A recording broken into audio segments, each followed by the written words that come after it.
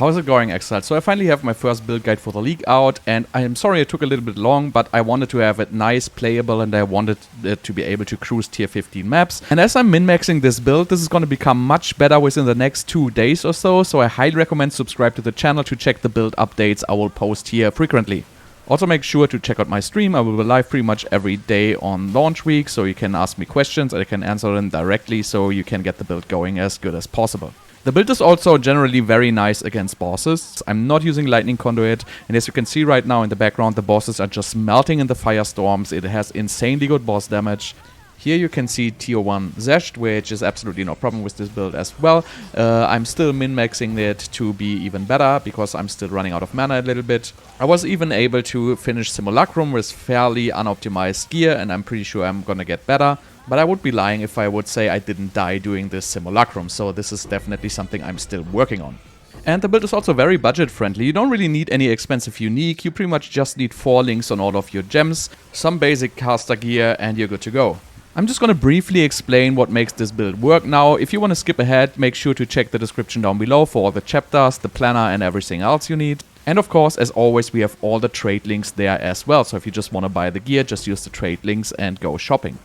Here's the very quick rundown of this build. So we basically use Spark with a lot of extra shock magnitude and a lot of extra shock chance to shock as much as possible. That is going to synergize with the Siphon elements to generate a lot of infusions for us. And to basically boost this generation by another 50%, we use the Strike Twice Ascendancy node here for 2 shocks at once, so we can shock 2 times. So each of these shock can also generate an elemental infusion. But since we want all infusions, we're gonna use the Elemental Equilibrium keystone from our passive key to make all the infusions to be random. On top of that, we use the Refracted Infusion from our Stormweaver passive to get 50% more infusions, and then we also use Storm's Recollection to have all the infusions respawn once after they are being collected after 3 seconds. So now we have all these infusions, what we're gonna do with them. First of all, we're gonna use the Spark with the Cold Infusions, which just launches a lot of projectiles which do very high damage. Then we also use the Firestorm, which takes the bonus of all 3 infusions and just has a crazy high boss damage. And last but not least, to get rid of the lightning infusions, we use our cast of Elemental Ailment together with Arc. Arc has an insanely nice clear, but it also has a very long cast time. It is very clunky. So we're taking the benefit of both here, since we are just using our cast on Elemental Ailment to cast the Arc for us. So we don't have to stop and cast. We can just go through the map and just keep spamming sparks. And that's already pretty much the rundown of this build. So again, make sure to check the links in the description down below. Let's start with the actual guide and let's go into the skills. Alright, let's take a look at the skills. So first of all, we have our Sigil of Power here for our weapon swap. This is pretty classic stuff. We have Prolonged Duration 2 and Magnified Area 2, so not much to say about this. This is our weapon swap for stationary and, boss fights encounters. Then our main DPS skill, well, it's actually not really our main DPS skill, but one of our main DPS skills, since we are making damage here with multiple skills, is Spark. So I have a 5-link here. You don't need to have a 5-link, a 4-link will be just fine. And we're running here Considered Casting, since this is just the best multiplayer we can get. Then we have Controlled Destruction for another 25%. Then we're running Projectile Acceleration 3. Not sure about this gem yet, but it really helps to, if the projectiles are faster, they hit more enemies and they hit enemies more frequently. Then we have Shock here. It really helps to use this. Ideally, I think we don't want to have this, but I'm still experimenting with the optimal gems. And then we have Prolonged Duration too. So if you only have a 4-link, I would probably get rid of the Projectile Acceleration here, or maybe the Controlled Destruction. Then we have our Frost Bomb here, which is mainly just to, in a very fast way, create those infusions for us. We have Short Fuse too, so it has 80% less detonation. We have Cooldown Recovery, so we can cast it more often. We have Spell Echo, so we can get a second, and we have Overabundance too, to create this orb. And with the Short Fuse too, it really explodes very fast. So if you're just, for example, moving, and let's say you want to just on the way grab some infusions, you just put it there. You just run over it and you have the infusions. So it's really relaxed, basically. You can always, if you think about it, just grab your infusions while you're on the go if you're not fighting. But that's mainly what I'm doing here with Frostbomb. Then we have Orb of Storms. I think Orb of Storms does great damage. I know a lot of people are just using it for as a like charge generator. I kind of like the damage of it, especially in boss fights. I think it does a great job. So I use it with Overabundance too, so I can use 2 orbs, Considered Casting for more damage, Controlled Disruption for more damage, and right now I use Shock. I think this gem is not very good. I'm still min-maxing this build and figuring it out, so this is probably going to be changed to something else very soon. But Orb of Storms mainly, yeah, we use it for damage, but also obviously it helps us generating charges, especially, for example, if we are like in a stationary fight or if we're like preparing for a boss fight. I can just put my bomb and my Orb of Storms and just wait for them to expire and just, you know, pick up the charges, and with the charges reappearing, I can fill up my charges very fast, and now I can go into the boss fight with just, you know, a little bit of preparation here. The next thing, we have Elemental Weakness. Not much to say about this. We have Heightened Curse for more magnitude. We have Prolonged Duration. We have Cursed Ground here, which is really nice to pre-buff for bosses, but also in general for stationary encounters. And I have Magnified Area 2 here for even more area. And we have it in our weapon set too. We're gonna in the skill tree, but as you can see, it's like very, very large, and it lasts like basically forever, like 20 seconds. So this really has a great effect with the Cursed Ground, just to use it in boss fights. Then we have Firestorm. So Firestorm I use in large stationary encounters, so for example versus Abyss or Strong Boxes or Expedition, and also in boss fights, and also obviously in Simulacrum. So I don't use it when speeding through the map, it doesn't really make sense. It's more for boss fights, and it does a lot of damage against bosses.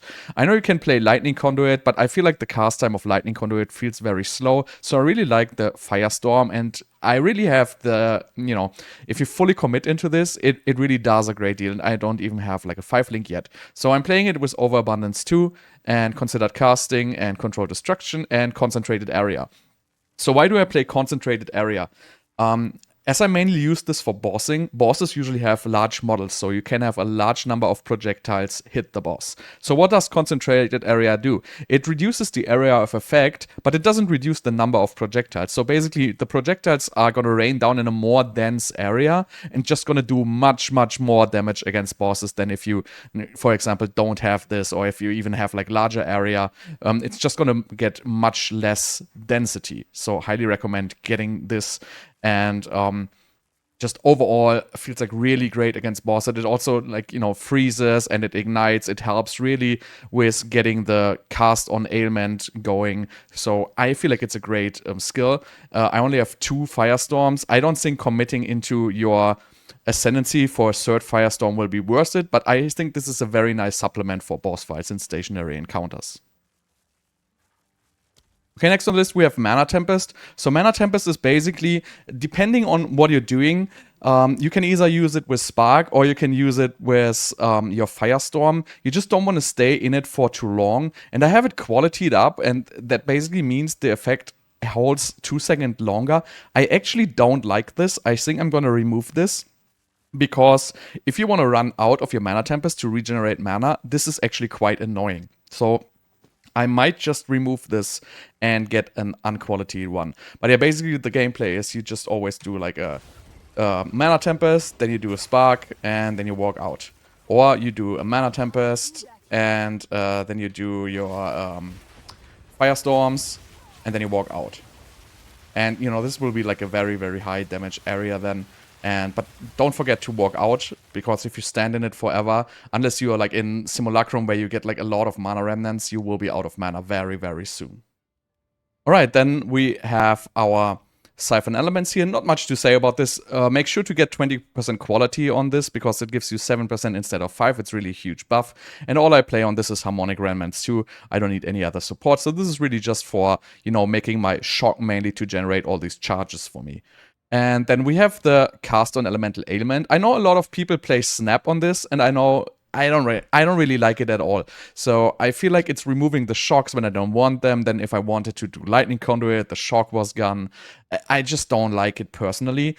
I know you can play Lightning Conduit on it, but it needs 100 energy, so it takes a lot of time to cast. So I couldn't consistently get it to proc. So right now I'm basically running my Arc in here, because Arc is really, really strong for area clear, but it really sucks if you self-cast it, because then it's such a long cast time. I just feel like it feels clunky.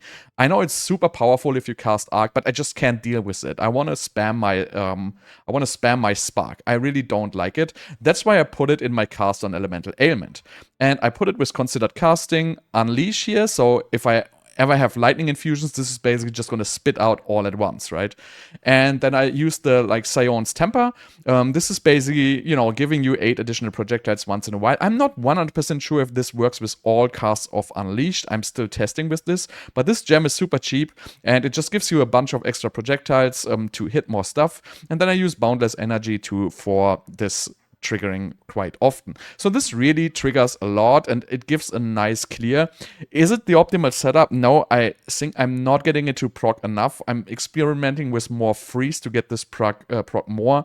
But again, this build is still not min-max. I'm still working on this, but right now I'm having great success with using this. Then we have Convalescence. This is just such a nice defensive layer to just make your energy shield recharge whenever you want it. And I have it with Second Wind too, so I can have 2 charges. So if shit really hits the fan, I can use it twice in a row. Then also I use it with Rapid Casting. You could put Rapid Casting 2 on this, obviously. A little bit of a blender here. And Prolonged Duration 2, so it lasts even longer. And then last but not least, I play Mana Remnants. So this is definitely optional, but my mana regeneration is just not enough to fix my mana yet. And this is very nice in some stationary encounters, for example, because you can just, not worry, stand in a Mana Tempest for a long time, and it just feels very good. And we just played with Harmonic Remnants here, and it also synergizes very well with your Ascendancy for the Remnants to, reappear after being collected. So I feel like for me, this fixes like all my mana issues. Well, not all, but it fixes some of my mana issues. You can change this, obviously, or if you don't have the Spirit. This is purely optional, but as the skill levels get very high, as you can see, my Spark is already like level 26. And it starts costing a lot of mana, and I might have to invest in my skill tree in mana cost reduction, but right now I'm having good success with that. In the min-maxed version, will probably go. Now let's look at the gear. So this is my first pass on the gear, or let's say 1.5 pass on the gear. So I have some decent pieces, but I'm still not even very good gear-wise. So, I spent this is probably worth like 2 divines of gear, mainly because of the amulet, but most of the gear was relatively cheap and some was crafted, which I'm going to talk about in a little bit. So my wand is the next piece I want to replace. Just aim for all spell skills or lightning skills. Mana regeneration is nice, and increased damage is obviously nice. And other than that, I could get a +4 with much more spell damage here. Or you can always craft a +3. I'm going to talk about this in a little bit. Same goes for the focus. So getting a +3 spell skill focus is super easy right now, because you can just do this with crafting. We're going to look at this after the gear. So this is really, really nice. Try to get cast speed and a lot of energy shield and +3 spell skills. So this is pretty much the perfect focus. Obviously, this can have much more energy shield, but this is good enough for me. Then for the helmet, I just aim for high energy shield and some resistances here. The other stats don't matter. Mana is always nice to get some extra mana regeneration, but that's mainly what I'm getting here. For gloves, just try to corrupt some gloves with, resistances and mana. These don't have mana. I would like to have more mana on these, but, this is something I will, make a better one. For boots, same story. Just try to get 30% movement speed and, a good amount of resistances. Again, if you can get mana, it's really nice. So this is what I have to fix. I just have to get more mana pool to fix my mana regeneration. For the belt, also, it's just fixing resistance and getting some more mana. And then we have rings. So I'm using 1 unset ring because I really need the skill slot. On the rings, try to focus on cast speed, mana, intelligence, mana regeneration. Mana regeneration, very important. Second ring again, cast speed, some resistances, mana regeneration. This one has rarity and mana. Overall, it's decent rings. My amulet I actually paid money for, so this is my expensive piece. I paid like 1 divine for this. So energy shield is nice, percent energy shield is nice, flat energy shield is better, mana is nice. Try to get spirit. All spell skills, you can just get this for cheap with just +1 if you want, right? You don't have to overpay. You can just get +1 spell skill. It's not going to be dramatic. And, attributes are nice, resistances are nice. But overall, this is pretty basic gear. The chest piece, though, is really good. So I bought this one. And I corrupted it into 23% more energy shield. So this is definitely nice. It has spirit, good energy shield, chaos resistance, and faster start of energy shield recharge. Obviously, you can get much better than this, but this is a decent piece at 700 ES.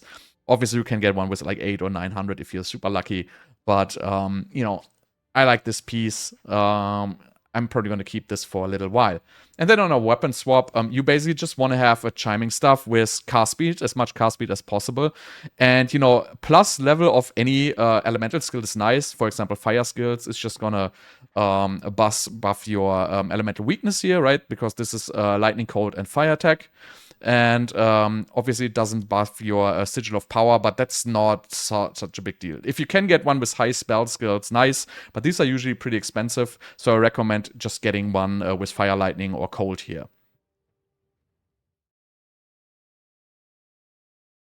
So I just want to really quickly talk on how to get a very nice wand and a very nice focus, because we have this +3 level of all spell skills, and it's actually not very expensive. So what you're going to do is, you're just going to buy a wand with nice stats, but no skills, right? So you're going to buy it with like nice prefixes, you know, nice damage affixes, maybe mana regeneration, whatever, but not with any skills, which is going to make it very expensive. And the same you go for focus. You get just one with high ES and nice suffixes, but no spell skills. And then what you're going to do is you're going to buy the perfect essence of sorcery. This is actually fairly cheap. I'm surprised that it's so cheap. It's just really 15 to 16 exalts, and it's really, really sick on focus or wands or stuff, right? So you can just put this on your focus, and it's just going to remove a random suffix, basically, and give you +3 spell skills. So if you have a focus, right, and let's say you have one with, 30% cast speed like I have, you actually have a 66% chance of replacing something which is not the cast speed with the +3 spell skills. So yeah, you might have to do this 2 times. Same goes for like the wand, obviously. Your odds are not removing a great suffix, and on the wand, the suffixes are not so important anyway, right? So you can pretty much get any wand with nice prefixes and just slam the 3 all spell skills on. With the focus, if you want to keep the cast speed, you got to be a little bit lucky. Obviously, same for the wand. Wand, I still have to get a better one, but don't overpay for these with skills. Obviously, if you want to have a min-maxed wand with +5 lightning skills, this is not going to work. But if you're fine with just +3 spell skills, I definitely recommend going for this method. So jewels. So the best combination to get is skill effect duration, magnitude of shock, and increased maximum energy shield or cast speed. So most important, this magnitude of shock, next is skill effect duration, and next is energy shield or cast speed. So you can see this one here. This one here has maximum energy shield, skill effect duration, and magnitude of ailments. And this one here has skill effect duration, magnitude of ailments, and cast speed. So magnitude of ailments and magnitude of shock is pretty much the same, but magnitude of ailments seems to be a little bit cheaper overall. And I want to quickly talk about the Anoint, because I forgot it. So the Anoint, I saying Frazzled is pretty good and cheap. If you want to go for more expensive ones, I will probably have a guide when I go for min-maxing. But if you search for a cheap option to begin with, Frazzled is a decent Anoint. So how do you use my trade links? So all my guides come with trade links. You will either find them in the video description or in the written planner or in the written guide or wherever. You will find these trade links. So if you open a trade link, for example, this one is for focus. There's a couple of things you need to adjust. First of all, you need to adjust your level. So if you're just level 65, put your maximum level 65 here. And for armor pieces, you likely have to adjust the energy shield, because there will not be a focus with 250 energy shield on level 65. Also, if your budget is not very high, you might to adjust this energy shield value down a little bit. And then you have the buyout price. So you can basically put your budget here. So if you don't want to spend more than, whatever, like let's say 2 chaos for focus, you can just put 2 and then you go for search. So now you just get it in a random order, and now comes the sorting by the weighted sum. So we have the weighted sum here, you just click on it, and now it's going to sort your focus by the weighted sum. So you're going to find the best focus for your budget. So you can see this has a weighted sum of 243 and it's just 1 chaos. So this overall looks pretty nice, right? Maximum mana, a lot of energy shield, care speed, mana regeneration rate, fire resistance. This is a pretty sick focus actually, and this is pretty underpriced. And you know, you just buy out the focus now. So it's really easy. Just go for the filter, adjust your energy shield, put your level, put your budget, buy all the items and be happy.